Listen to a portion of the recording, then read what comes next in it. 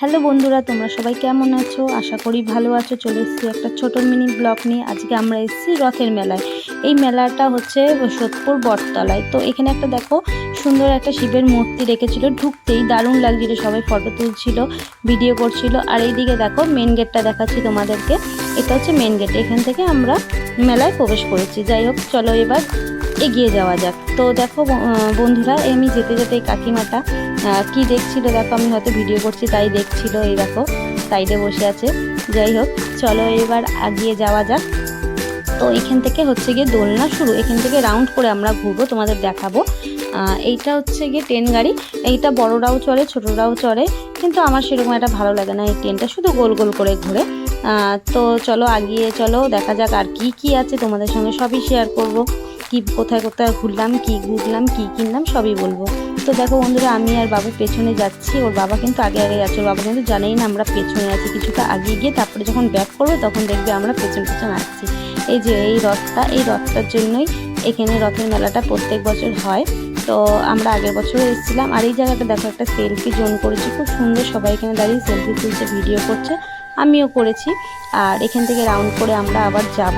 তার আগে তোমাদের সঙ্গে ফটো শেয়ার করে দিয়ে আমি দেখে নাও কেমন ফটো তুলেছি আমরা সেলফি জোনে দাঁড়িয়ে, আমি আর আমার ছেলে।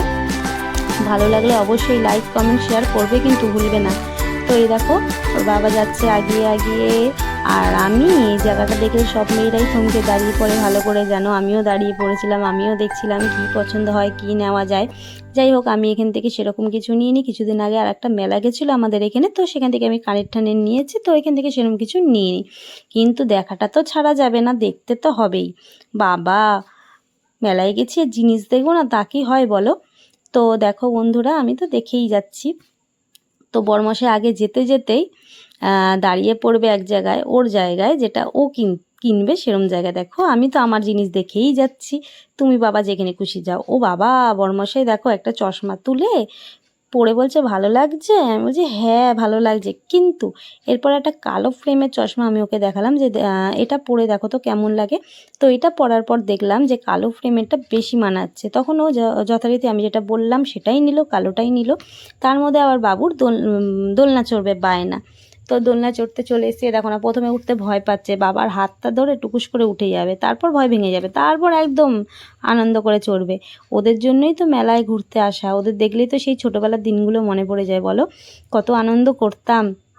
আর বিশেষ করে তো এই জায়গাটা দেখলে আমার মনে হয় নিজেই উঠে যাই, কিন্তু কিছু করার নেই, ওরা উঠতে দেবে না, বের করে দেবে। দেখো কি আনন্দ করছে সব বাচ্চারা, এক জায়গায় হয়ে যায় না যখন, তখন খুব আনন্দ হয় কিন্তু বলো।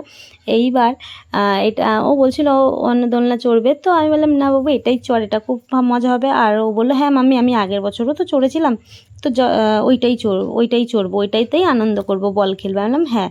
তো দেখো কি আনন্দ করছে।